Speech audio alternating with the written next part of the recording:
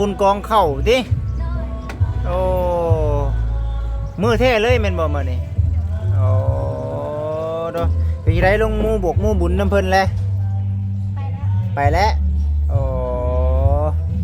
ไปเฮ็ดบุญเฮ็ดศีลนำเพิ่นนั่นแหล้วว่าซั่นพี่น้องเอ้ยเนาะโอ้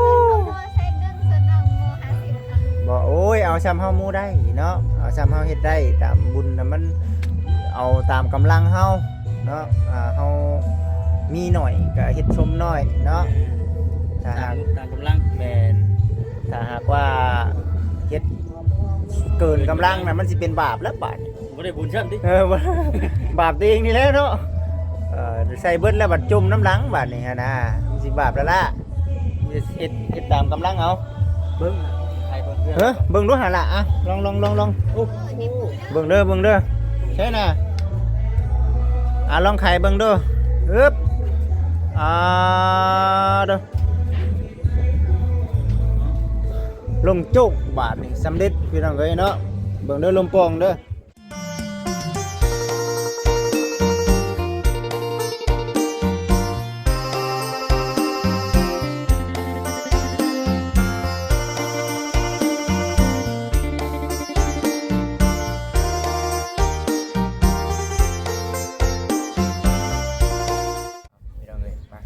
มาสบายดีเด้อสบายดีสวัสดีสบายดีน้องเอ้ยเบิดสุขุทุกคน FC ทุกท่านเนาะช่วงจังโมงแล้วให้มุงจะมีบ่3:00 นบ่ได้มีเนาะ เจ้าบ่ได้ถือบ่มีได้3 โมงแล้วบ่มีมุ้งแล้วกัน แต่คนต่างบ่มีเนาะบ่เช่นก็บ่มีเด้อเดี๋ยวนี้เนาะ3 โมงพี่น้องเอ้ยเนาะมาอัปเดตเนาะเรื่องของช่างน้องน้ำคานเพิ่นสำเร็จเนาะบัดนี้เนาะสำเร็จไปคือว่าเห็นขี่รถไกลไปว่าจังได๋เนาะขี่รถไกลทางพวกกินนี่พวกกินนี่คิดว่าสิพากันไปอัน ผาไม่กระจาก ทางมันจะแต่ว่าแถวนี้แถวใกล้ๆทางก็ว่ามันบ่มีเนาะก็เลยเปลี่ยนเป็นมือใหม่ ใส่สีกว่า แต่ว่าเดี๋ยวก็ยังบ่ทันได้รู้รายละเอียดปานใด ไปมาใส่บนนี้ไปแล้ว หรือว่าบนพนักบนอันระเบาน้องน้ำคานว่าบ่เนาะ ระเบียงมันใช่ตาม ไม่พนัก ตามไม่พนัก อัดไว้ติ ข้างๆไว้ชี้นะเอา แม่จาก มีเนาะ มีแถว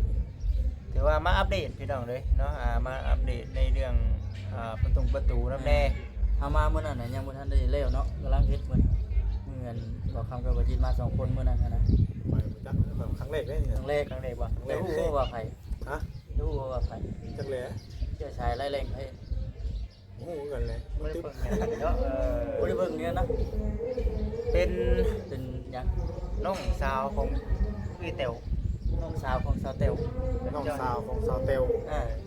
สาวเตลอยู่ วันดงยาง บ้า นี่ นยางนะ แม่ โอ้ เป็นพ่อเป็นแม่เป็นแล้วอันนี้นะ อยู่พี่ได้ ไรเสื้อไรเซงมากเผื่อว่าเป็นพวกเก่าเดียวกันโอ้ยเนาะ เป็นน้องสาวหลาแล้ว น้อง ชั้น สาว โอ้ ละ แม่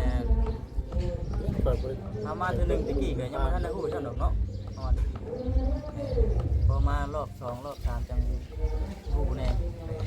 เนาะน้องคานกับเบาเซนเพิ่นคุยกันอยู่เนาะเขาเองกับพูดอะไรพี่น้องเลยเนาะเดี๋ยวสีพา FC เนาะขึ้นไปอัปเดตเบิ้งเนาะในเรื่อง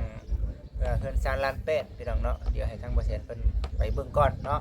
เบิ้งกำลังก็ได้พี่น้องเลย แต่ว่ามามื้อนี้คือคืนเนาะบ้านเนาะ บุญเด้เนาะ มีงานบุญของเขา กองเขา เดี๋ยวปีนี้บ้านเพิ่น เริ่มแล้วเนาะ บ้านมันได้เนาะ เอาไป3พูดแล้วเดือน3เอาไว้3ค่ำพูดแล้ว จะว่าเอ้าจังใดก็เดี๋ยวสีพา FC ขึ้นไปเบิ่งไปชมเด้อพี่น้องเด้อเนาะอยู่ถึงคุณแหละเนาะบ่ครับเนาะ แม่น ไปๆซะไปบ่ครับมาตัวกล้องไปก่อนไปโดยพี่น้องเอ้ยพี่น้องเอ้ยเนาะโอ้แล้วคักแล้วบัดนี้เนาะเอาก่อนนะจักโบกก่อนนะบ่เสียนจังมื้อนี่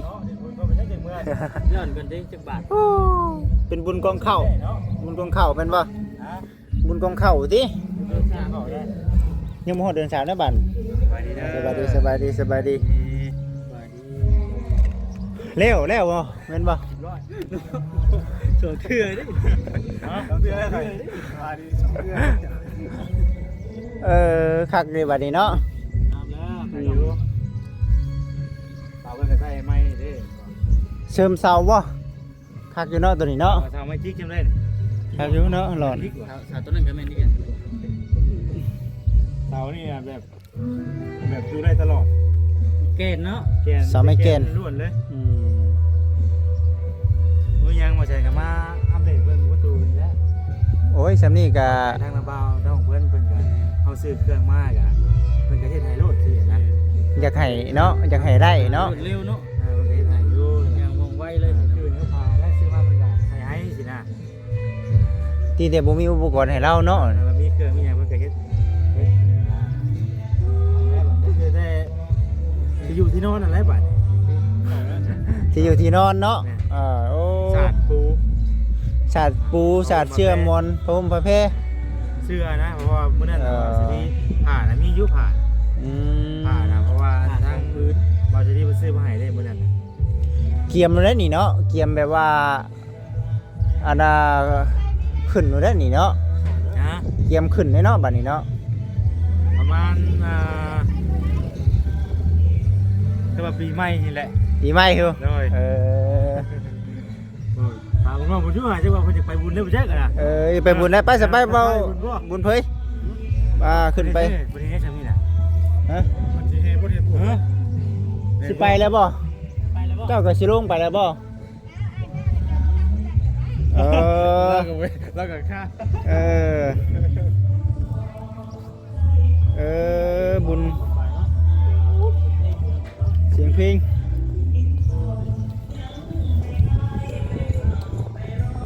สบายดีสำเร็จแล้วเนาะติดแท้ๆเนาะ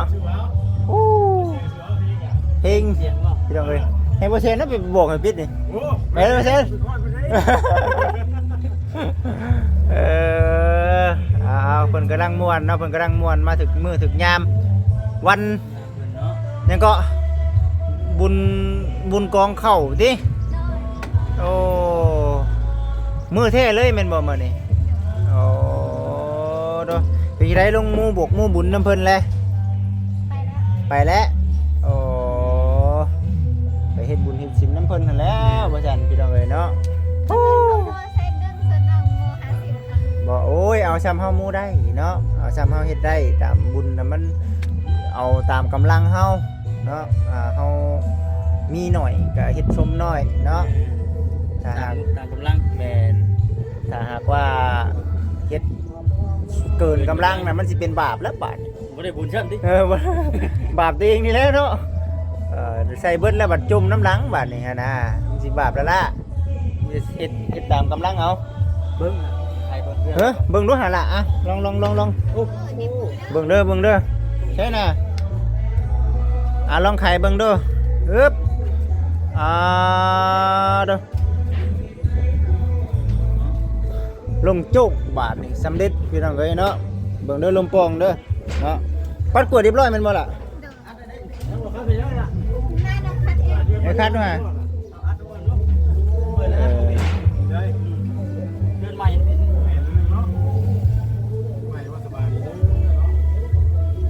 มื้อหามันแล้วบ่นั่นแล้วแหละมื้อใดบัดนี้สิคืนนั้น ยังบ่จิตเลยนะมันชื่อล่ะ ฮะ เฮ็ดยังน่ะ ข่อยอ่านบางหนังสือนี่เด้อนี่ มันต้องให้น้องเพิ่นอ่านให้ฟัง อ่านดู อ่านมาจากไหน อ่านเข้าใจอยู่บ่ เอานี่ฮะบ่จักตัวนี้บ่โอ้เจ้าบ่จักตัวนี้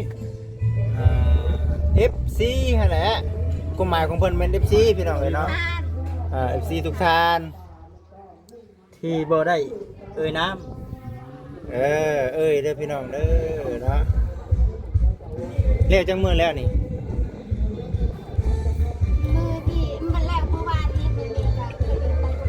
ไปบุญมาเลย ไปเลย ฮะ ไปเบิ่ง อ้าว ไปห้องหมอเป็นยังคือว่าไปห้องหมอ ลูกไผ่เราเอาลูก โอ้ใครนี่ใช่แบบนี้เนาะ พื่อนหลังใหม่บ่มันมีบ่ได้แม่นหลังเก่าอย่างบ่ ใหม่เลย แม่น โครงมันน่ะเป็นโครง โป่งเด้อเนาะ โครงเก่า โครงเก่าเดือเสริมใหม่ โครงเก่าเสริมผักกระตาดใหม่เออ เอาอยู่มุมนี่แหละ มุมนี้ก็ได้เนาะมันเดือมบ่เดือมบ่เดือมได้เออเอาขังบ่บุญเพยบ่ไว้ในเนาะขังเจ้าไว้ในบ่ ว่าแล้วข่อยมานำมื้อเดียวขังไว้เลย เยอะ นั่นบ่เดียวที่ข้างไว้เดี๋ยวนี้ เออเอา ม่วนแท้เนาะทางนี้เนาะ ม่วนพี่น้องจักสิได้เอาลงหรือบ่ได้คลิปนี้เนาะเบิ่งไปน้ำกัน เป็นจริงเลยบัดนี้เนาะ เป็นจริงได้บ่ เอาข่อยแล้วเห็นน้องคนนี้แล้ว ถามน้องเพิ่นดูเคยเห็นเจ้าบ่ เคยเห็นอยู่บ่ล่ะเห็นกันมื้อเดียวนี่นะ เมื่อเดียวนี้แหละ หลายมื้อแล้วสิมาเลยบ่ วางเวียกแล้วบัดนี้เนาะบ่บุญเพยพี่น้องเอ้ยเนาะ ในคลิปเนาะมาเซ็นมาน้องน้ำค้างเม่นดีกว่าชื่อเจ้าดีเด้อ ถามไทยเบิ่งเนาะของเท่เลย ลำค้างสุดใจเลยที่ว่าชื่อลำค้าง โอ้เสียงเพลงที่เราเนาะ เสียงเพลงแท้นี่เนาะโอ้ยเอาน้ำบ่ได้บัดนี้แล้วพี่น้องเอ้ยเนาะมีแต่ว่าดีใจน้ำเด้อมื้อนี้บ่าวเองก็มาอัปเดตเบิ่งเฮือนเบิ่งชาตินี่แหละแล้วก็ในเรื่องประตูน้ำแน่เนาะถือว่าปิดได้แล้วเนาะบัดนอนกับน้องพาเสียงเพลงติดกับติดแน่แม่นต่างประเทศเขามามีไม้ตัดนี่ใครแน่พี่น้องเนาะบ่มีไม้เนาะ เจ้าคนนี้มั้ย บ่ได้มีไม้เด้ ปล่อยมีเนาะ เอาไปใช้แล้วของเจ้า อยู่น้ำปลาทะเลมาแล้วเว้แล้ว ตีเด็ดเนาะเฮ้ยเอามี เจ้านอนใช่ไหมนอนเพื่อนหลังนะอยู่กันจะคนเหรอเดือนคนเดียวเจ้านะ มีแต่อีหลาเพิ่นนี่แหละ บอก คนเดียวเลย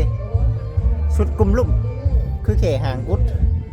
บ่มีหยังเลย ได้จ้ะ พ่อแม่พ่อกับพ่อหน้าเอื้อนน่ะสาวแตวคนเด้ โอ้นั่นบ่ นั่นแหละพ่อ เป็นบ่แท้เนาะ แม่นซะบ่ โดยพ่อเทศแต่ว่าสาวเต้วหันมันเป็นลูกหน้า นั่นแหละไอ้เว้าพูดนั่นแล้วแต่พ่อหน้าสาวแตวน่ะเป็นพ่อเจ้านี่เด้แม่เดียวคนพ่อแม่เดียวคนพ่อนั่นแหละที่เราจังว่าเนาะสำเร็จแล้วหลังจากว่าปลุกขึ้นลายฟ้าลายปีผู้รักผู้ใหญ่เพิ่นช่วยให้คือว่าเบาแสนเพิ่นว่ามื้อใดก็กล้าว่าหึงไปได้ก็ขึ้นน่ะ เราจะขึ้น ยังบ่ฮู้ต้องเตรียมหยังแน่ยังขาดหยังแน่นี่เอา กับผู้ได้ของตัวทำลำบาก ยังบ่ถามละบ่าวอ๋อ เพราะว่าน้อง คือว่า กับ เรื่องเพื่อนนี่ทั้งพอเซนบ่ แม่นทั้งบ่แสนบ่จิเด้งก็เคยนั่นอยู่เคยทำหน้าที่เป็นสะพานบุญให้ผู้ใหญ่เพิ่นแบบเงินคำกำแก้วไปบ่ได้ช่วยเหลือเบื้องต้นทั้งน้องไปหั่นนะเอาก็นะน้องมานานำคัญจักเพลงปะพรไว้อดใจบ่ได้เลยแบบนี้เนาะ แม่บอกว่าเป็นว่าเล่นก็ใส่ ยันใส่อยู่ ถือว่ามันเพลงหลายพี่น้องเนาะมื้อนี้ก็ได้มีแต่ว่าพูดแล้วเดียวมื้อหน้าสิมาอัปเดตถามไทยใหม่มื้อนี้มันบ่สะดวกในการถ่ายคลิปพี่น้องเอ้ยเนาะมันบ่สะดวกในการถ่ายคลิปเด้อมื้อหน้าพุ่นแหละบ่าวสิมาอัปเดตเยี่ยมยามถามไทยมีแต่ให้บ่าวบนเผยเพิ่นถามไทยมีหยังคือว่าบ่เข้าใจหยังก็ได้เจ้ามามื้อแรกเด้ลองถามกับทั้งบ่าวบนเผยเด้อ ทางกันเสียงเพลงก็ เสียงเพลงเลยพี่น้องก็สิว่านี่นี่เด้เป็นประตูพี่น้องเนาะเป็นประตูเฮ็ดที่เนาะสิประมาณนี้เนาะบังบ่มันสิบังอยู่บ่อัดก่อนพี่น้องเอ้ยเนาะบัดเฮาอันนี้ได้นี่เนาะอัดได้ล่ะไปได้มั้ยเนาะเดี๋ยวให้เพิ่นนั่นเอ้าขายแล้วพี่น้องเอ้ยมีแต่ว่าคลิปนี้ก็ถ่ายไปพี่น้องเอ้ยเนาะ เบิ่งบรรยากาศไปมันเสียงเพลงบนแซวอยู่บ่เสียนเอ้ยฮะเป็นหยังบ่กูยันลงคลิปบ่ได้เห็นดอกมา